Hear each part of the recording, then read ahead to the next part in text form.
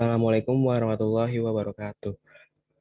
Pada kesempatan kali ini, di sini saya Muhammad Rizky dengan NIM 415-200-110 ingin membahas tentang cloud computing, virtual environment, dan Proxmox virtual environment.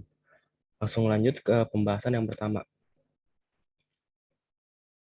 yaitu cloud computing. Cloud computing adalah konsep komputasi berbasis internet. Jadi dengan cloud computing kita bisa melakukan pekerjaan layaknya menggunakan komputer seperti menyimpan, mengakses, dan mengolah data dengan mudah. Bedanya pada cloud computing, perangkat komputasinya adalah server yang bisa Anda akses di mana saja selama ada jaringan internet. Saat ini konsep komputasi awan ini makin sering digunakan seiring kebutuhan pengguna untuk melakukan pekerjaan secara online. Contoh cloud computing yang umum digunakan adalah layanan penyimpanan file seperti Google Drive atau aplikasi pengolah kata seperti Google Docs.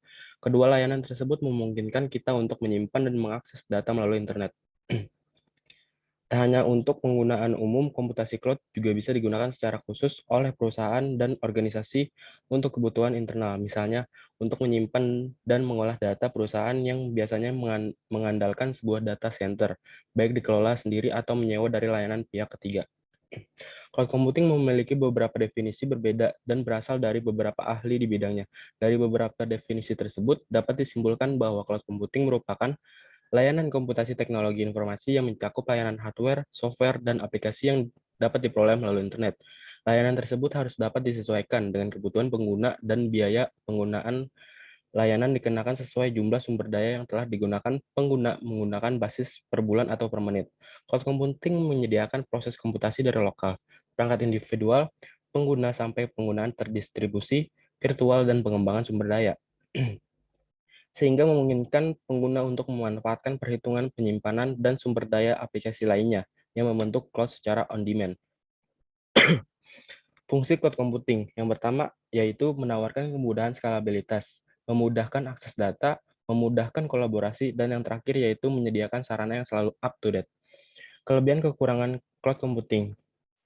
Yang pertama yaitu kelebihan, menghemat biaya investasi awal untuk pembelian sumber daya. Yang kedua bisa menghemat waktu sehingga perusahaan bisa langsung fokus ke profit dan berkembang dengan cepat. Meningkatkan performa dari komputer. Yang keempat, menghemat biaya operasional pada saat reliabilitas ingin ditingkatkan dan kritikal sistem informasi yang dibangun. Yang kelima yaitu maintenance mudah dilakukan. Kekurangan dari cloud computing yaitu membutuhkan koneksi internet yang konstan. Yang kedua, kecepatan dari koneksi internet memiliki pengaruh yang sangat besar. Apabila koneksi internet pelan, maka user akan menghadapi masalah dalam mengakses aplikasi yang terdapat pada cloud. Yang terakhir, masalah penyimpanan data. Apabila server dari cloud rusak dan data belum di backup, maka data akan hilang semua. Lanjut pada model layanan cloud computing. Yang pertama yaitu ada software as a service atau yang disebut SaaS, yang kedua platform as a service atau disebut PaaS, yang ketiga adanya infrastruktur as a service atau yang disebut dengan IaaS. Lanjut pada model penyebaran cloud computing. Yang pertama ada private cloud, yang kedua community cloud, yang ketiga public cloud, dan yang terakhir yaitu hybrid cloud. Masuk pada virtual environment. Virtual environment adalah sebuah wadah untuk menampung pustaka serta modul dalam suatu proyek pekerjaan agar terisolasi. Ketika kita mengerjakan beberapa aplikasi atau proyek dengan modul yang sama akan tetapi membutuhkan versi berbeda. Disinilah kita membutuhkan virtual environment. Sebagai contoh, ketika kita membangun suatu aplikasi web dengan Flash versi 0.12.x, dan kemudian kita mengembangkan aplikasi lainnya dengan Flash 1.1.x, maka virtual environment dapat mengisolasi pekerjaan kita. Virtual environment sangat berguna ketika kita membutuhkan dependencies yang berbeda-beda antara proyek satu dengan lainnya, yang berjalan pada satu sistem operasi yang sama. Virtual environment biasa digunakan untuk proyek berbasis Python, karena proyek tersebut mempunyai kebutuhan atau dependent yang berbeda-beda antara satu dengan lainnya. Maka dibutuhkan sebuah virtual environment untuk menjalankan, tanpa merubah configuration pada sistem operasi yang kita pakai. Python merekomendasikan untuk menggunakan virtual environment setiap kali kita membuat proyek baru. Ini untuk memastikan kalau versi dari sebuah library yang digunakan di satu proyek tidak akan berubah apabila kita melakukan sebuah update di library yang sama di proyek lainnya. Yang terakhir, bisa dibilang di bahasa pemrograman lainnya juga memiliki konsep yang sama. Masuk pada bagian Proxmox Virtual Environment. Di sini terdapat sebuah tampilan Proxmox. Definisi Proxmox Virtual Environment merupakan software open source virtualization platform untuk menjalankan virtual appliance dan virtual machine. Proxmox VIA adalah distro khusus yang disediakan yang didedikasikan secara khusus sebagai mesin host virtualisasi sistem dan membuat dua teknologi virtualisasi yaitu KVM dan OpenVZ.21. Proxmox menggunakan container virtualization dan full virtualization. Container virtualization atau yang disebut OpenVZ merupakan teknologi yang disarankan untuk menjalankan server Linux. OpenVZ membuat beberapa kontainer yang secure dan terisolasi, atau disebut juga CT, VE, atau VPS. Setiap kontainer melakukan dan mengeksekusi persis seperti layaknya sebuah standalone server. Sebuah kontainer dapat di-reboot secara independen dan memiliki akses root, user, IP address, memori, proses, file, aplikasi, sistem liberalis, dan file konfigurasi tersendiri. Dan untuk full virtualization atau KVM adalah solusi virtualisasi penuh untuk hardware berbasis x86 yang memiliki ekstensi virtualisasi Intel VT atau AMD vCPU. Setiap virtual machine memiliki hardware pribadi yang virtual, network card, disk, adapter, grafis, dan lain-lain. KVM mirip dengan Xen, tetapi KVM merupakan bagian dari Linux dan menggunakan sistem scheduler dan memori manajemen reguler dari Linux.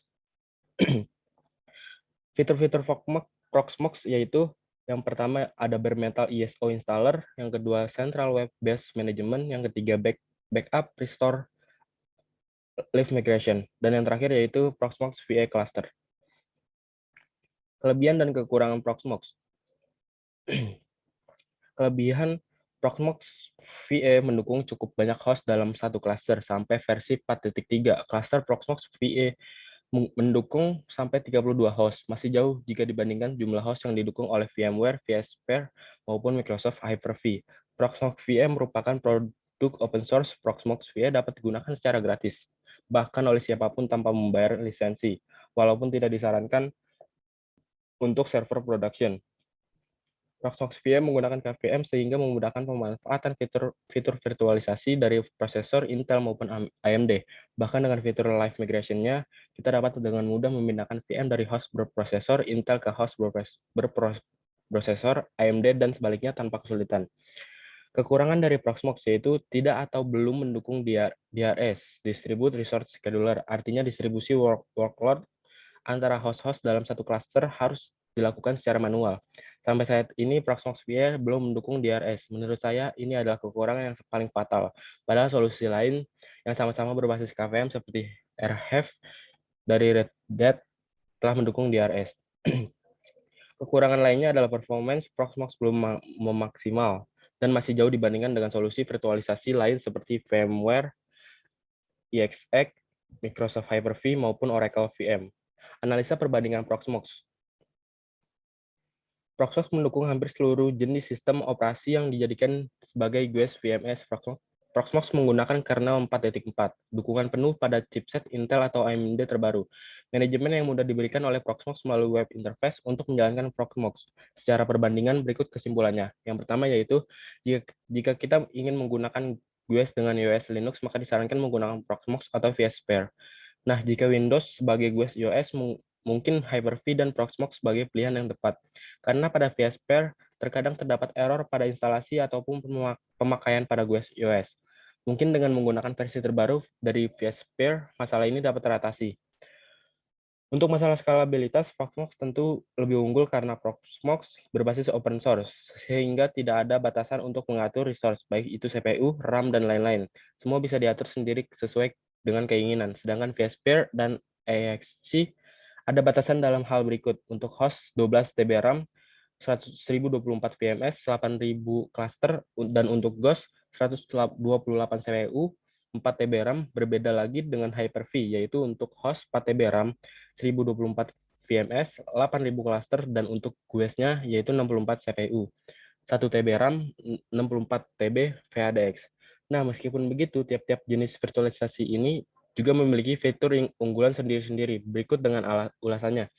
Hyper-V memiliki fitur Hyper-V Generation 2, yaitu fitur PXE Boot Standard Network Adapter. Dengan fitur ini kita bisa melakukan booting SCSI, Virtual HDD, dan DVD, Secure Boot, dan UEFI firmware support. Yang kedua, VSphere XC mendukung teknologi NVIDIA Grid atau vGPU dan VDGA, yaitu teknologi di mana VM dapat menggunakan VGA NVIDIA langsung ke hardware tanpa melewati hypervisor. Yang ketiga, Proxmox Virtual Environment, berbasis open source, complete, dan free, sehingga kita bebas melakukan modifikasi sesuai kebutuhan kita. Lanjut masuk pada link forum Proxmox. Dalam link tersebut berisikan forum pengumuman umum, misalnya produk Proxmox baru, pembaruan, peningkatan, acara, dan sebagainya. Dan untuk link forum yang kedua ini berisikan forum yang membahas tentang versi, fitur, dan juga mode pemeliharaan yang aman terhadap penyimpanan data. Lanjut pada bagian membuat kontainer di Proxmox VA. Yang pertama yaitu masuk ke web GUI Proxmox, lalu di bagian kanan atas klik Create City. Yang kedua, langkah pertama adalah memberi nama dan password kontainer. Kalau sudah, langsung klik Next. Yang ketiga, pada tab Template, pilih image yang ingin dipakai. Sebagai contoh, menggunakan template Ubuntu. Yang keempat, lanjut tentukan size disk. Yang kelima, tentukan jumlah CPU core untuk kontainer. Yang keenam, langkah selanjutnya setting memori atau RAM. Kita bisa mengatur swipe juga di sini. Yang ketujuh, pada tab network, lakukan konfigurasi sesuai dengan network yang kita miliki. Di sini kita bisa setting IP static ataupun DHCP. Yang ke-8, lanjut memberikan DNS name untuk kontainer. Yang ke-9, pada tab summary kita bisa melihat semua settingan kontainer kita jika sudah finish untuk membuat kontainer. Jika kontainer kita sudah berhasil dibuat, akan muncul di bawah server. Untuk menyalakan kontainer, klik Start di kanan atas Proxmox. Lanjut pada bagian membuat virtual machine di Proxmox VA. Yang pertama yaitu login ke web GUI Proxmox, lalu klik Create VM. Yang kedua, masuk ke tab General, isikan nama VM. Yang ketiga, pada bagian iOS, masukkan file ISO yang ingin kita gunakan dan isi type iOS dan versionnya. Sebagai contoh, menggunakan Ubuntu 16.04. Yang keempat, selanjutnya adalah menentukan hard disk. Tentukan ukuran disk yang ingin kita gunakan. Kita juga bisa menentukan format disknya, bisa menggunakan RAW atau QQV.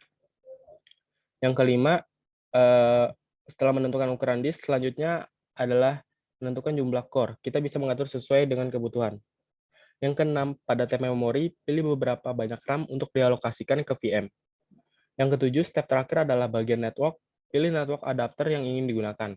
Pada tab confirm, akan menampilkan kesimpulan config VM. Jika sudah oke, klik finish. Jika VM sudah berhasil terbuat, maka akan tampil di bawah nama server. Klik start untuk menghidupkan VM. Baik, mungkin itu saja penjelasan dari saya. Kurang lebihnya mohon maaf. Assalamualaikum warahmatullahi wabarakatuh.